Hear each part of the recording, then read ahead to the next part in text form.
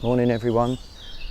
It's that time of year, late April, early May, when the bluebells come out and add a bit of colour to the woodland.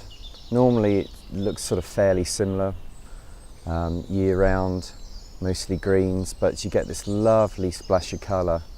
So I thought I'd come out. It's quite early in the morning, it's about 7ish, and get the early morning lights coming through. And I'm going to be moving around these woodlands. I've decided not to bring my dog with me today, Barney, because I know he'd just be trampling over everything. So I'm going to be just working carefully, just sticking to the paths. I'm not standing in the middle of the bluebells at the moment. This is actually a path.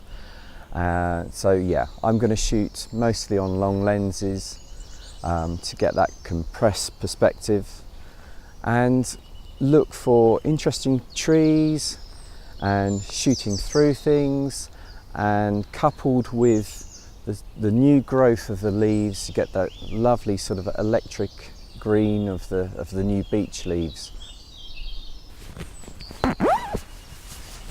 So I think I found one I quite like. I'm going to set up here.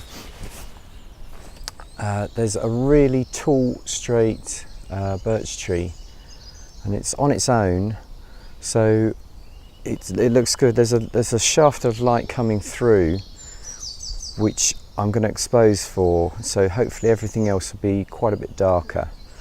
So yeah, I'm going to set up here. So I think today I'm going to be shooting on my long lens quite a bit, zooming in, keeping fairly low and keeping that perspective compressed, and that way you keep a good solid band of colour in. If you get higher up, obviously the bluebells seem more spread out, so you get more green, and I want more of the sort of bluey purpley tones. So this shot here, I'm going to keep this tree dead centre. It has a little bit of light. It's sort of side lit, and there's a bit of light on the side, and there's this shaft of light going through, which is highlighting just a single sort of band of bluebells. So if I expose for the bluebells and for the side of the tree, they're looking really lovely, and the rest of the scene, the rest of the bluebells down in the foreground, they're really quite dark, and the background's quite dark, which is what I want. So I'll also probably be stitching some panoramas together. So I'll flip the camera upright and then go from left to right, probably 5 or 7 images overlapping enough so that I can get a good stitch in Lightroom afterwards. That way I can get a really nice long horizontal image, and it'll have lots of information in it. So obviously the light's changing all the time, and the fact that the sun is low and it's coming through trees, you're constantly getting a change where it's just making these slight movements, and it's throwing different shafts of light, different shadows. So that's fine. There isn't a lot of wind or breeze today, which is nice, because I noticed I came last night and I checked them out, and there was a little bit of breeze, and if you watch them carefully, the bluebells do move very slightly. So if you're going for sort of like a 1 second exposure, you will get a bit of movement, but I don't think it really matters too much unless you're taking a close-up of an individual bluebell.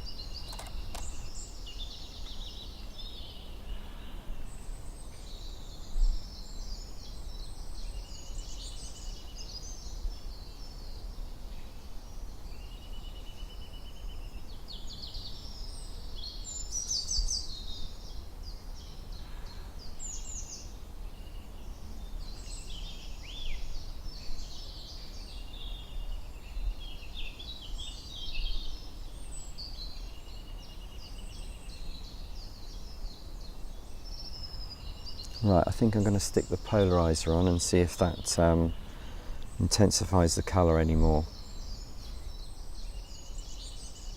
So with this shot, I'm just going to focus in on one particular bluebell.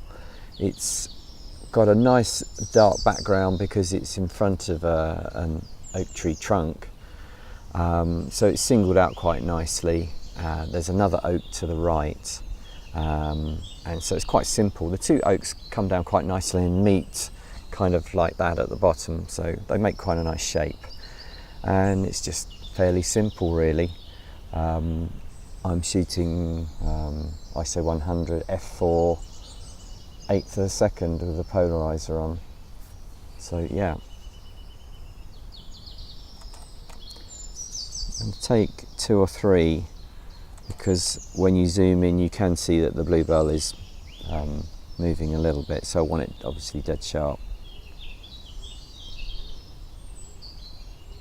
Yeah, that's looking good.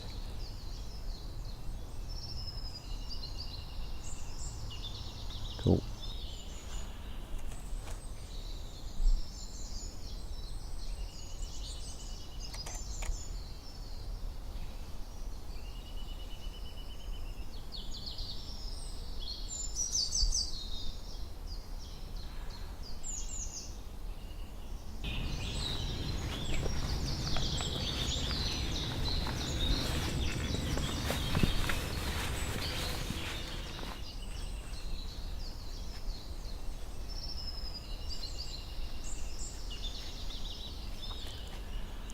Right, so I think I found something I'm happy with. I'm going to set up here.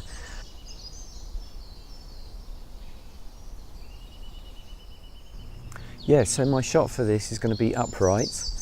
I've got a tree in the foreground that kind of leans off to the left, and then there's one in the background that kind of leans back the other way, so they meet quite nicely at the bottom. There's a tree on the right that has branches coming off. That's quite attractive on the right hand side, and then there's other tall trees that lead off into the background.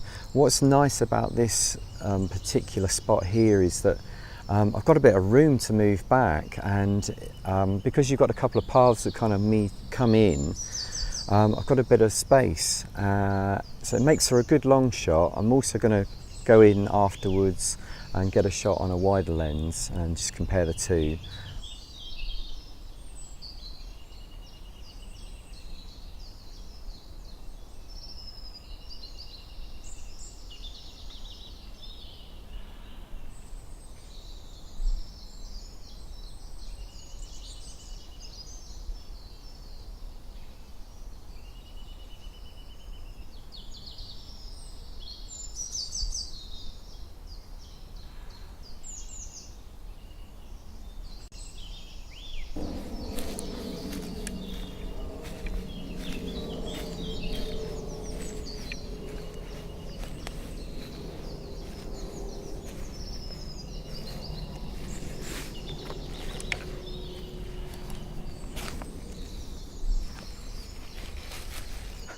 So I've got one last shot today. I'm going to do this fallen tree. It's got lots of moss on it. It's making a channel right through the bluebells, and I think if I go really carefully, I can just kind of position myself on the log and not trample on anything. So I'll be very careful.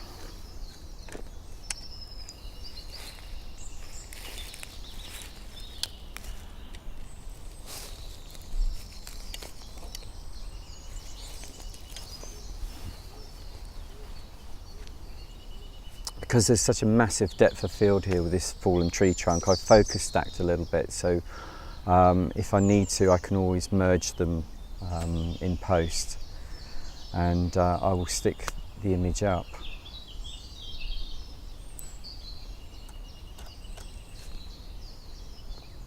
Yeah, so photographing anything in the woods, if you get a composition set up, it's always best to really look around the scene, look at on the back of the camera.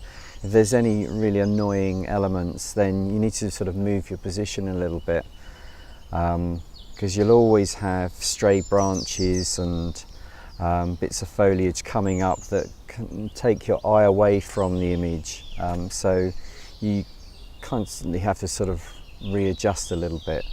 It's very hard. I mean, obviously woodlands are very cluttered anyway, so yeah, but it's just trying to make simple images out of this sort of chaos.